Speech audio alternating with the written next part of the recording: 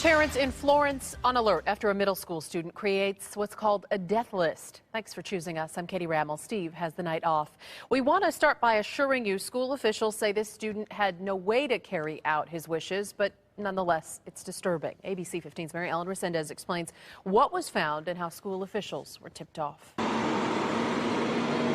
Thank God that it got caught. A sigh of relief from parents after middle school students at Anthem K-8 in Florence alert teachers to a fellow student's troubling text message. He was threatening suicide. He didn't get graphic about how he was planning to do it, but he did appear to have a plan. School administrators didn't find any weapons on the student, but they did find this book. It's a book called Death Note. It's kind of a Japanese-style comic book that is very dark. The book talks about, quote, suicide as a valid cause of death. With it, a journal of sorts, also titled Death Note. Inside, a passage saying, the human whose names is written in this note shall die. And behind those pages, a list of students' names.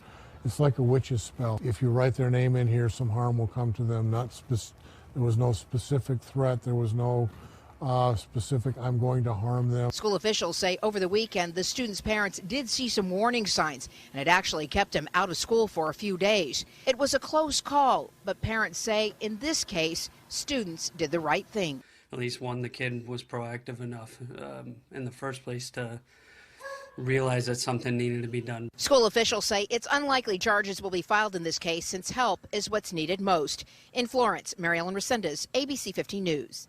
You know, for parents, it is so difficult to spot and maybe even admit the warning signs if your kid might be in trouble. So that's why we took action today and spoke with the executive director of Parenting Arizona. And she gave us a whole list of signs we really should all be aware of. Dramatic changes in the regular routine, sleeping, eating, those types of things indicate the depression. Perhaps the child isn't eating at all, or perhaps he's gorging or she's gorging himself with foods. We also mentioned why it's so important we talk to our children and their friends, and if we see the warning signs, we've got to act on it.